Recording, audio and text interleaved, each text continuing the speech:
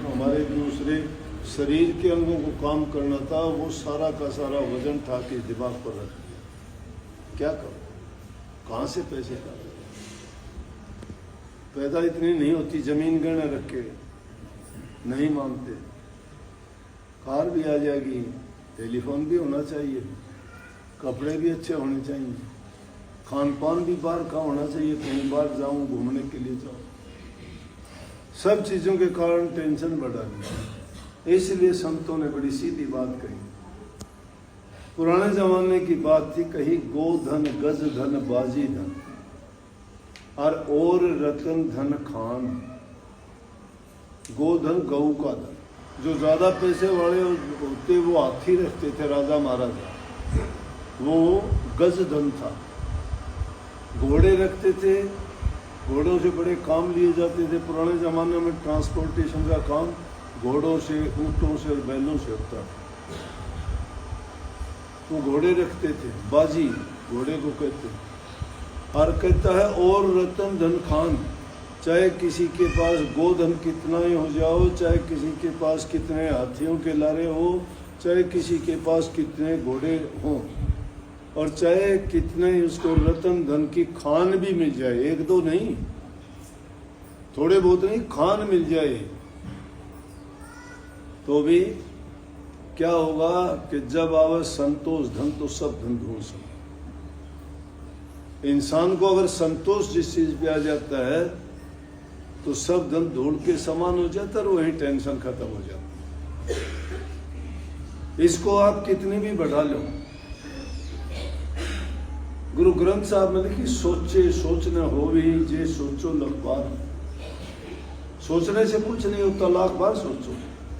भूखे भूख ना उतरियां बने पूरियां भार, कि भूखे की भूख नहीं मिटती, चाहे पूरियों के कितने भार उतारी जाओ, मन में बढ़ाए जाओ, पूरी हो। कितनी तर रखो, बढ़ाई नहीं, कहां से पेट भरेगा।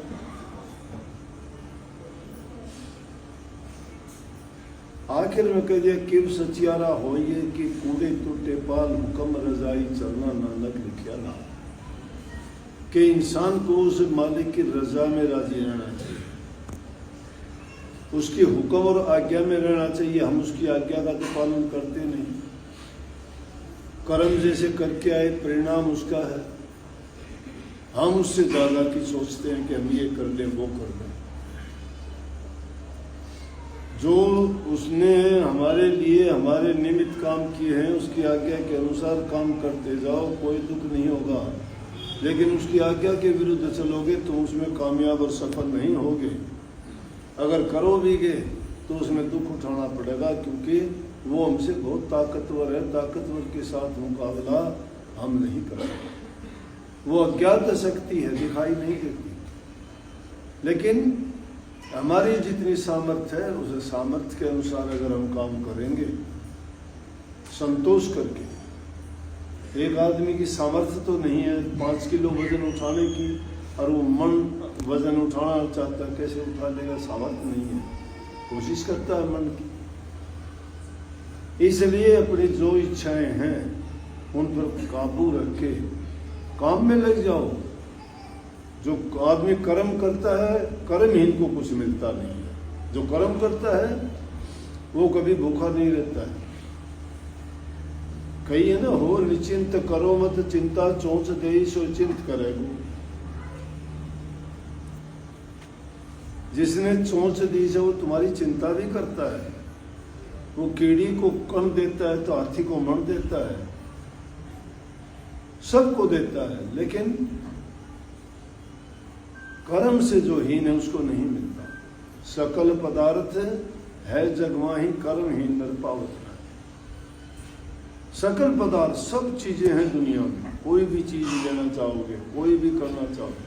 और इंसान एक ऐसा जीव है जो ये करना चाहे वही कर सकता।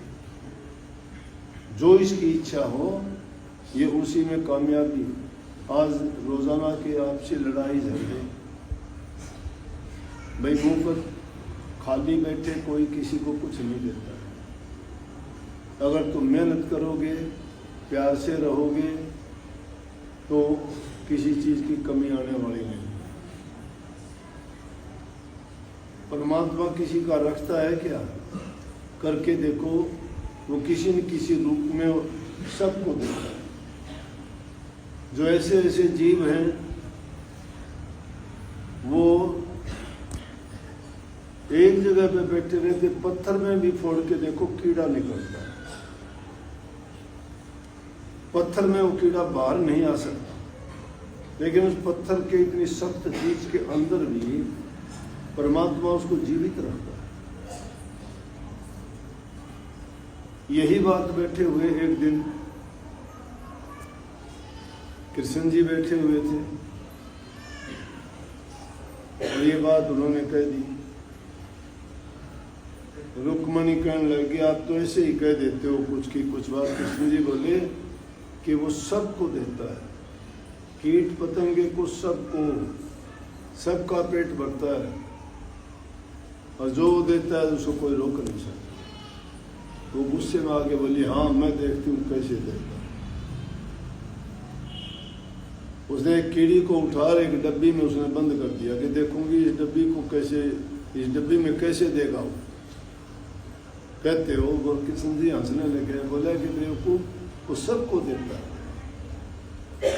बोला हाँ देता है, देख लेंगे। डब्बी में उस कीड़ी को बंद करके अलमारी के अंदर रख दिया, अलमारी को भी ताला लगा दिया कि कोई खोल भी ना पाए, कदे पीछे से कुछ डाल दे कुछ ना कुछ। 3 दिन के बाद बोली कि मैं अब लेके आऊं उसको। बोले हाँ लेके आ। चाबी उसके पास थी, ताला खोला, ताला खोल के उस डब्बी को लेके आई। डब्बी को जब लेके आई, डब्बी को खोलेगा तो कीड़ी चावल लिए बैठी है। हैरान, बोले हाँ अचंबा, ये कैसे हो गया, ये कैसे हो गया? ताला भी मैंने बंद किया, चाबी मेरे पास थी, डब्बी भी बंद थी और कीड़ी भी मैंने इसमें रखी थी, मैंने देखा था अच्छी तरह इसमें दाना नहीं था। कृष्ण जी फिर हंसने लगे। बोले कि बच्चा गर्भ से बाहर तो बहुत लेट आता है, उससे पहले ही वो मालिक उसके लिए दूध का इंतजाम कर देता है, आने से पहले कर देता है वो। बोला उसने वो सबको पूछाता, उसकी सबकी चिंता उसने दे दिया। बोली ना बताओ कैसे किया, ये किसने किया? बोला परमात्मा ने किया। बोले ऐसे थोड़ा होता है। बोला आप ये तो बता दो हुआ कैसे? मैंने खुद किया ये सारा काम, मैं मानती हूँ कि हो गया, लेकिन कैसे हो गया? बोला कि जब तू डब्बी को बंद करने लगी, तूने कीड़ी रखी, तू गुस्से में थी, और जब गुस्से में आके तूने डब्बी को बंद कराया तो तेरे जो मस्तिष्क भित्तिलक था उसमें चावल लगा हुआ था, और जो इतने गुस्से में बंद कराया वो चावल का दाना निकल के डब्बी में गिर गया कीड़ी के लिए, तो तूने खुश होके बंद भी कर दिया। तो ये वो दाना था, उसने पहले ही इसका इंतजाम कर दिया।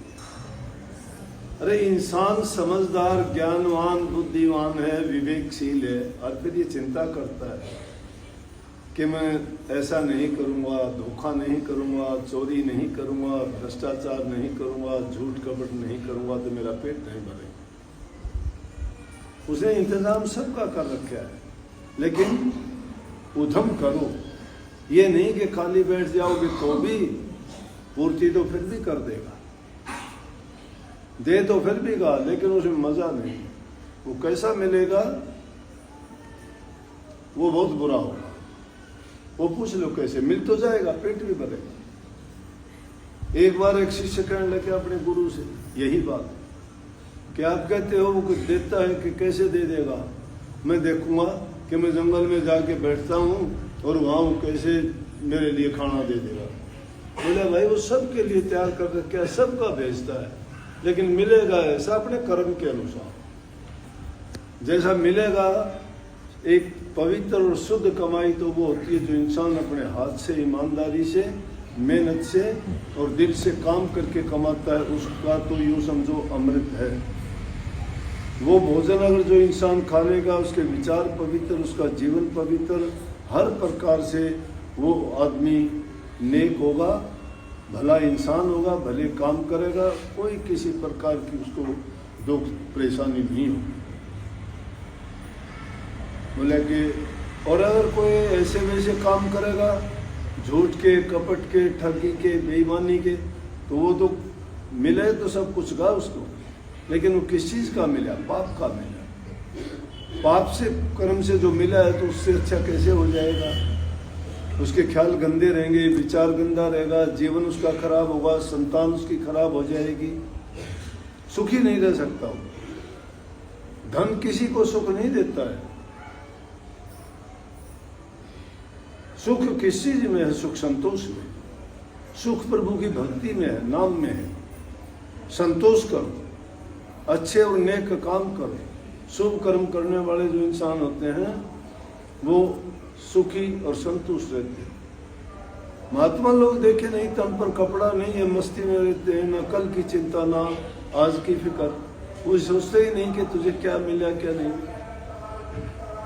वो शिष्य कहने लगा जी मैं जाके देखता हूँ मुझे कैसे देगा परमात्मा। एक नदी के किनारे जंगल में बैठ गया और वहाँ देखता क्या है कि भूख लगी, क्या करूँ, रोटी तो टाइम हो गया। और मेरा गुरुजी तो कह रहे थे कि मिल जाएगा अपने टाइम पर, वो परमात्मा सबको देता है। यहाँ मैं जंगल में आ गया, यहाँ कैसे क्या दे? नदी में गया पानी पीने के लिए, देखता है तो एक कपड़े के अंदर वो बंधी हुई चीज रखी, एक लकड़ी के फट्टे से पर, और उसमें नदी में आ गया। उसने देखा भाई ये क्या, बियाबान जंगल, कोई आदमी नहीं, आगे पीछे कुछ दिखाई नहीं देता, ये कहाँ से आ गया बहता हुआ? पानी में घुसा, घुस के उसको निकाल के लेके आया, खोल के देखा तो उसमें रोटियां 4। हैरान हो गया। गुरुजी ने तो बात सच्ची कही थी, भैया रोटियां किसने बना के भेज दी? बोला जरूर कोई कोई चालाकी है, चलो भेजी है किसी ने। तुझे क्या, आज तो खा ले, कल देखना। अगले दिन भी देखा, लेकिन बिना मेहनत की है, बिना कमाई की है, उसकी कमाई नहीं थी। दूसरे दिन भी उसी टाइम पर गया, जाके देखता है फिर उसी तरह से। सोच में पड़ गया, बोला कि कोई नहीं, हो सकता है 2-3 दिन कोई कर भी देगा। उन्हें 4-5 दिन तक लगातार ऐसे देखता रहा, रोजाना रोटियां आती रही। एक दिन उसने सोचा कि मैं देखूं आज कहां से आते हैं ये, पहले ही उठ के चल दिया।